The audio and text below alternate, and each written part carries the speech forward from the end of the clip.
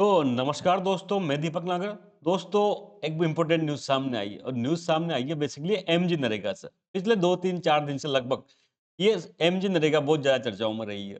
कल मैंने भी इस पे एक वीडियो बनाया था, आपने उसको देखा होगा। तो फाइनली दोस्तों गवर्नमेंट ने क्या किया, एक बिल इंट्रोड्यूस किया है और अब नरेगा को खत्म किया जा रहा है दोस्तों। एमजी नरेगा जो कानून है उसको खत्म कर दिया जाएगा। उसकी जगह कुछ और लेके आया जाएगा। कांग्रेस पार्टी एज़ यूजुअल इसको बहुत ज़्यादा अपोज़ कर रही है, पार्लियामेंट से लेकर सड़कों तक। ऐसा कहना है कि भाई महात्मा गांधी जी का नाम को क्यों हटाया जा रहा है? तो अब दोस्तों महात्मा गांधी जी हट गए, अब राम जी आ चुके हैं। तो आप देखते हैं क्या मैटर है पूरा। सबसे पहले न्यूज़ पढ़ो। सेंटर्स न्यू वीबी राम जी, बेसिकली जो मनरेगा को हटा के, मनरेगा जो एक्ट था 2005 में मनमोहन सिंह जी लेके आए थे, उसको हटा के क्या किया जा रहा है, एक नई एक्ट लेके आया जा रहा है, नया बिल लेके आ रहा है वीबी राम जी। इसको बारे में भी जानेंगे। नाम हालांकि इसका अटपटा लग रहा है, वीबीजी राम जी। तो centre's new VBG Ramji bill replace MG NREGA. जो बेसिकली एमजी नरेगा एक्ट है उसको रिप्लेस किया जाएगा किससे, नए बिल से, VBG Ramji bill. 40% funding burden on state. इससे क्या होगा दोस्तों, स्टेट से जो फंडिंग बर्डन भी बढ़ेगा। राज्यों पे दोस्तों फिजिकल बर्डन बढ़ने वाला है। राज्यों को और जरा अपना पैसा जेब से खर्च करना पड़ेगा। अब सारे राज्य दुखी है पर वो कह नहीं सकते, जहाँ बीजेपी गवर्नमेंट है वो कह नहीं सकते। लेकिन दोस्तों इससे क्या होगा, राज्यों को और ज्यादा पैसा देना पड़ेगा। क्यों देना पड़ेगा वो तो हम आगे जानेंगे। तो एक सेकंड न्यूज़ पढ़े। VBG Ramji bill to replace MG NREGA sparks row in parliament. Basically parliament ने क्या किया, बिल के इंट्रोडक्शन खड़ा कर दिया कि आप महात्मा गांधी जी के नाम को क्यों हटाना चाहते हो ऐसा। और कई सारी की आपने नरेगा की जो मूल आत्मा थी उसको खत्म कर रहे हो, एक नया बिल लेके आ रहे हो। क्योंकि गवर्नमेंट का कहना है कि हम तो क्या चाहते हैं, विकसित भारत बनाना चाहते हैं 2047 तक। तो विकसित भारत की आकांक्षाओं का अनुरूप दोस्तों ये नया बिल समय की मांग है। लगभग पुराना जो नरेगा आया था वो 2005 में आया था, उसको 20 साल हो चुके हैं। अब नए समय की मांग है कि कुछ नया किया जाए नरेगा में। ये पूरा क्या मैटर है, पूरा मुद्दा दोस्तों आज हम डिटेल में डिस्कस करेंगे। सबसे पहले आप न्यूज़ पढ़ें, व्हाई इन न्यूज़।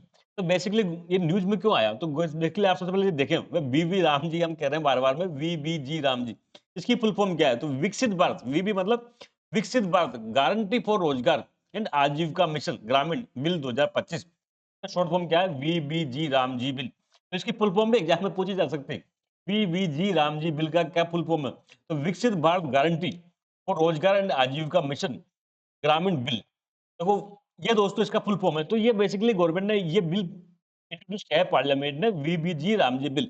ये बिल क्या करेगा दोस्तों, जो अभी नरेगा चल रही है ना इसको रिपेल कर देगा। नरेगा एक्ट को, नरेगा एमजी नरेगा एक्ट है उसको हटा देगा। नया बिल लेके आया जिसके माध्यम से ये योजना लागू होगी।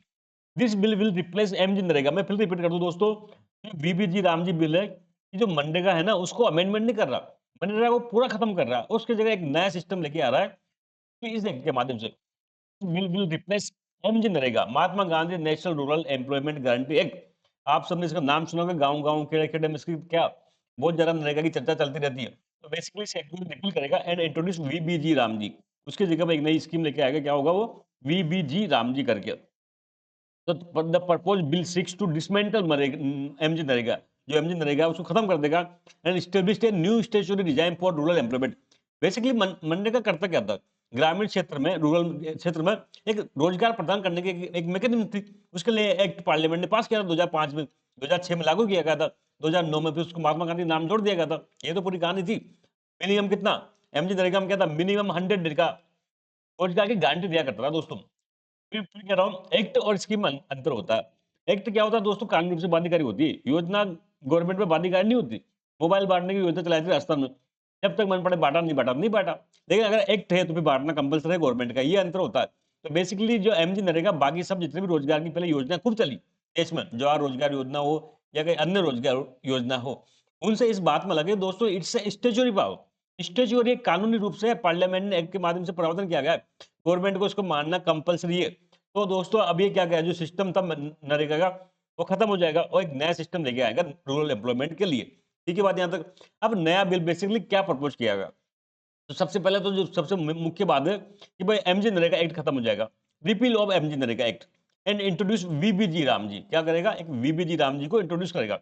अब दोस्तों इसमें वीबीजी राम जी में और एमजी नरेगा में कुछ ज्यादा अंतर नहीं है।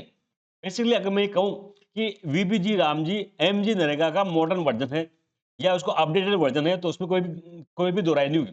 एमजी नरेगा में जहां दोस्तों एक परिवार को एक साल में केवल 100 दिन का रोजगार मिलता था, वही इस बिल के माध्यम से दोस्तों अब प्रत्येक गांव के परिवार को 125 दिन का रोजगार मिलेगा। तो एक खुशखबरी की बात है, ये एक अच्छी चीज है। एमजी नरेगा में इससे अच्छा अमेंडमेंट हुआ है, ग्रामीण परिवार को लिए भी दोस्तों एक खुशी की बात है। Guarantee work days increase from 100 to 125 days.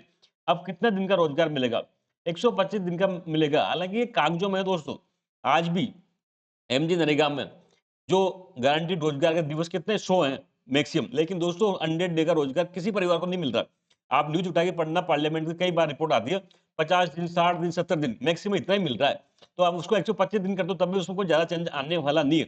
लेकिन हमको तो एग्जाम की तैयारी करनी है, तो हमको याद रखना है दोस्तों कि जो एम वीबीजी रामजी है, इसमें दोस्तों 100 की जगह कितना 125 दिन का रोजगार की गारंटी गवर्नमेंट दे रही।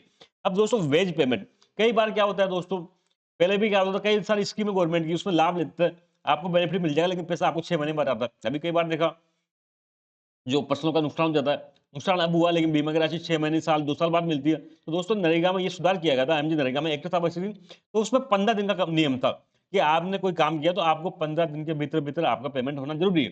लेकिन दोस्तों इस नए बिल ने और ज़्यादा इस दिनों में कटौती कर दी। अब आपको मजदूर को केवल 7 दिन के अंदर-अंदर ही कितना गवर्नमेंट को पेमेंट करना कंपल्सरी होगा। Wage payment must be paid within 7 days. केवल क्या होगा, 7 दिन के भीतर-भीतर आपको वेज पेमेंट देना पड़ेगा। अर्लियर ये क्या था, एमजी नरेगा में क्या था, 15 दिन था दोस्तों। अदरवाइज अलाउंस मिलेगा, अगर आप 7 दिन में पेमेंट नहीं करते गवर्नमेंट तो अलाउंस मिलेगा। तो ये भी अच्छी चीज है, मजदूर के हित में बात है दोस्तों, ग्रामीणों के हित के बाद में जितना जल्दी पेमेंट मिले उतनी अच्छी बात है। तो अब इसको 15 से घटा के 7 दिन किया, तो ये एक अच्छी बात है ग्रामीण क्षेत्र के हिसाब से। अब दूसरा एक बहुत बड़ा और चेंज किया गया है। अभी दोस्तों मनरेगा बेसिकली डिमांड ड्रिवन है। डिमांड ड्रिवन का मतलब होता है कि एक परिवार को 100 दिन का रोजगार मिलेगा, लेकिन कब मिलेगा? क्या जनवरी में मिलेगा, क्या अप्रैल में मिलेगा, कब मिलेगा? नहीं। तो दोस्तों ये डिमांड ड्रिवन का मतलब जब आप डिमांड करोगे तब मिलेगा। जब मेरी इच्छा हो कि मुझे जनवरी में काम करना है, फरवरी में करना है, दिसंबर में करना है, अक्टूबर में करना है, जब मेरी मर्जी होगी तब मुझे रोजगार मिलेगा। इसे कंसेप्ट को कहते हैं डिमांड ड्रिवन। क्या कहते हैं? Demand driven. तो नरेगा के लिए कहते हैं कि नरेगा एक डिमांड ड्रिवन स्कीम है, जब आप डिमांड करोगे तब आप रोजगार मिलेगा। तो दोस्तों कई बार मार्च अप्रैल का जो पीक सीजन होता है, किसानों के काम होता था, उस टाइम पे नरेगा साथ साथ चल रही है, तो जो किसानों को दोस्तों क्या होता है, लेबर नहीं मिलती। तो इसलिए दोस्तों इस बिल में बड़ा प्रपोज किया गया कि no work during peak agriculture season, 2 months break. जो पीक एग्रीकल्चर सीजन होगा, जिस टाइम किसान अपने फसलों की कटाई कर रहे हैं या कुछ और काम कर रहे हैं, तो ऐसा पीक सीजन जनरली मार्च अप्रैल में होता है। तो ऐसे 2 महीने के टाइम पे क्या होगा, ये स्कीम बंद रहेगी दोस्तों। तो एक तरह से ये क्या है दोस्तों, एग्रीकल्चर में रिफॉर्म की बात है, एग्रीकल्चर के लिए खुशखबरी की बात है। जनरली क्या होता है, एग्रीकल्चर का भी काम चलता है, उसी टाइम नरेगा चल रही होती, तो आदमी नरेगा में कब चल जाता है, वहाँ आप सबको पता है नरेगा में कुछ ज्यादा काम तो होता नहीं है, तो आदमी वहां ज्यादा चुनता है बनिस्पत एग्रीकल्चर। तो एग्रीकल्चर में किसान को दोस्तों लेबर बहुत महंगी पड़ती है, उसको दिक्कत आती है। तो एक अच्छी बात है, पिछले काफी टाइम से मांग तो की जा रही थी, किसान संगठनों की बहुत बड़ी मांग थी, नरेगा को क्या किया जाए, नरेगा को जो बेसिकली वो फाइनली होगा, उसमें 2 महीने के लिए दोस्तों नरेगा नहीं चलेगी, नरेगा ऑफ रहेगी। और दोस्तों एक बहुत बड़ा चेंज किया गया, वो फंडिंग पैटर्न में चेंज किया गया है। फंडिंग पैटर्न में आप सबको पता है कि नरेगा क्या है, एक सेंट्रल गवर्नमेंट की स्कीम है। क्या है? सेंट्रल गवर्नमेंट की स्कीम है, भारत सरकार की स्कीम। बेसिकली कुछ पैसा तो सेंट्रल गवर्नमेंट देती है, कुछ स्टेट देती है। तो अब तक जो वेज होता है ना, वेज, इसमें देखो नरेगा में कई सारी चीजें होती है। एक तो वेज मतलब मजदूरी, मजदूर ने मजदूरी करी तो उसको मजदूरी मिलती। लेकिन कुछ साल में सामान भी चाहिए, कई सारे बार सड़क बन जाती है, कोई तलाई खुद जाती है, तो मटेरियल भी चाहिए। तो बेसिकली जो वेज के लिए था, जो वेज के लिए मजदूरी के लिए रूल था, आधुनिक तक फंडिंग पैटर्न था दोस्तों, वो वो होता था बेसिकली 100% कौन देता था, गवर्नमेंट देती थी, भारत सरकार। जो बेसिकली मैं फिर रिपीट करता हूँ, मनरेगा में एक तो होता है वेज का, मजदूरी का, एक होता है मटेरियल का। मटेरियल मतलब कोई सामान चाहिए, कोई चीज बनने के लिए, जैसे कच्ची सड़क बनाए तो उसके लिए कुछ गिट्टी वगैरह चाहिए, तो वो मटेरियल हो गया। तो अब तक रूल ये था दोस्तों फंडिंग पैटर्न में कि जो वेज का है, मजदूरी का जो पार्ट है, उसका 100% भारत सरकार दिया करती थी। लेकिन दोस्तों अब ये चेंज कर दिया गया।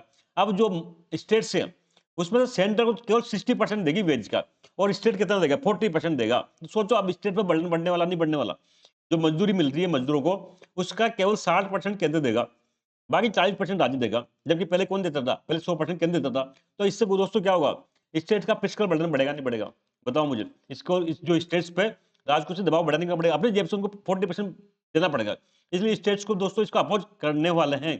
हालांकि ज्यादातर जगह बीजेपी की सरकार है, तो वो तो अपोज कर नहीं पाएंगे, लेकिन फिर भी एक तरह से क्या होगा दोस्तों, ये स्टेट्स के लिए एक महंगा सौदा होने वाला है। तो दोस्तों ये पूरा मैटर था आज का। आई होप आप सबको समझ में आया होगा। हम जल्दी मिलेंगे दोस्तों, तब तक के लिए थैंक यू, जय हिंद दोस्तों।